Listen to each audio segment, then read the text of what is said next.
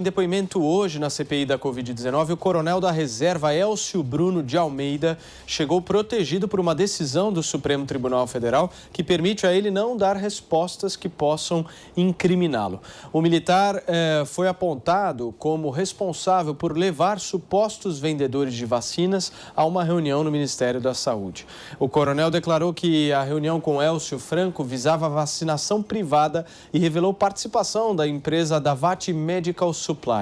A comissão apura a influência de Elcio Bruno dentro do governo federal e a relação estabelecida entre ele e o número 2 do Ministério, o coronel Elcio Franco. A oitiva de hoje encerra as investigações do caso Davat e redireciona o foco para outras frentes de investigação, entre elas a divulgação de notícias falsas durante a pandemia. Bruna Torlai, como é que você vê aí o andamento da CPI nesse segundo semestre?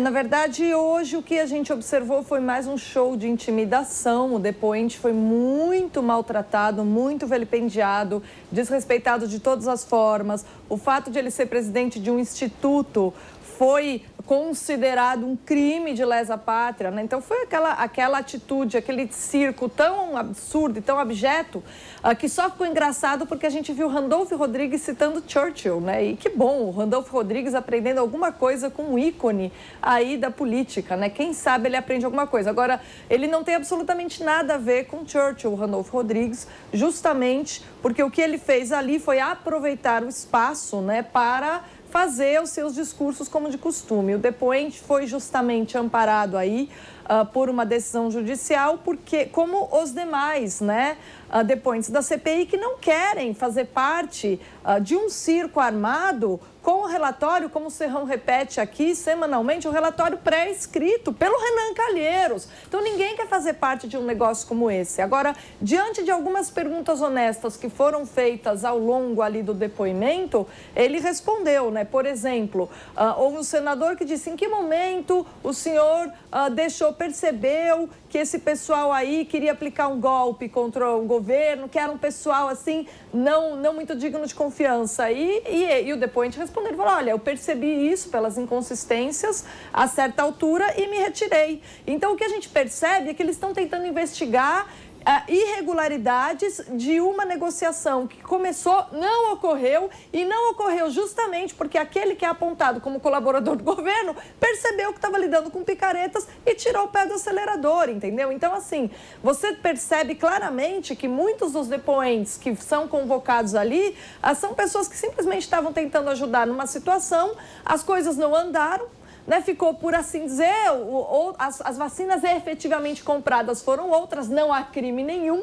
no que realmente foi comprado e já está aí sendo distribuído para a população, e eles ficam aí fazendo essa cortina de fumaça, né, para manter-se no palco. Então, é uma CPI, eu resumiria da seguinte maneira: ela é completamente improdutiva e contraproducente.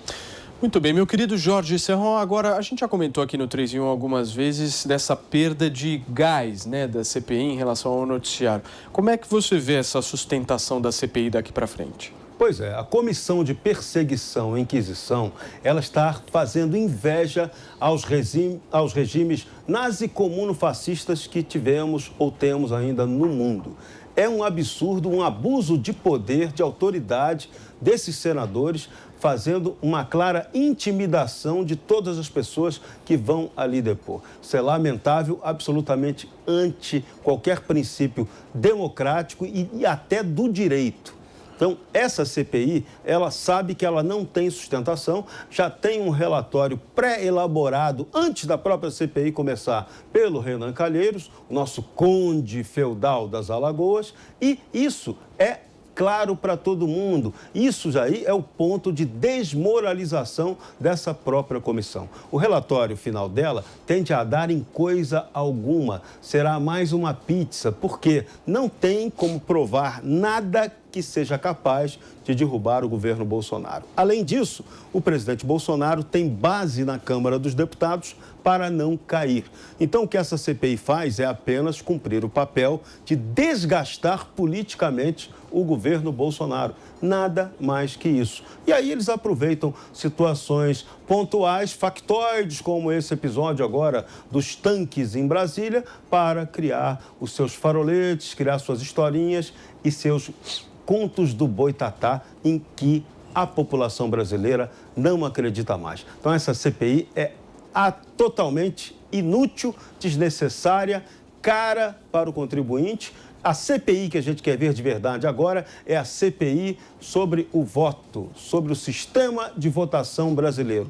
Tomara que se consiga reunir 171 assinaturas na Câmara dos Deputados para que essa comissão parlamentar de inquérito, essa sim, promova uma discussão séria sobre o modelo do voto no Brasil. Constantino, como é que você avalia mais esse dia de CPI? Cada dia que vem é mais uma vergonha, né? Nessa que talvez já é a maior mancha do nosso Senado, né? Essa CPI patética, né? O cangaço político institucionalizado. Olha só, o mais triste disso tudo, e eu entendo a gente dedicar espaço, um espaço precioso, valioso aqui a falar disso, porque é notícia. Mas o mais triste é exatamente isso.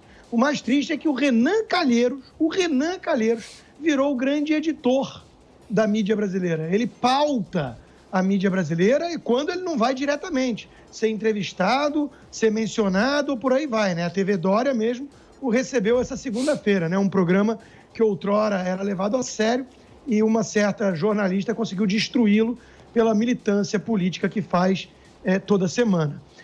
Veja, o editorial do Estadão, essa semana, mencionava a investigação e a menção de Jair Bolsonaro na investigação do caso da Covaxin, improbidade e tudo mais, com base na CPI circense. Então, é um show de horrores, né? E o Renan Calheiros já tem um relatório antecipado, pronto. Então, veja, de novo, né? Não conseguiram encontrar crime algum, não conseguiram encontrar nada, ficam rodopiando em narrativa atrás de narrativa para tentar desgastar o presidente. Enquanto tiverem um holofote da imprensa para esse show patético, eles vão continuar. Só que cada dia que passa, como esse que a gente viu agora, cansa mais, tem cada vez menos audiência, cada vez menos gente interessada nesse circo, né? Que bom que seja pelo menos assim.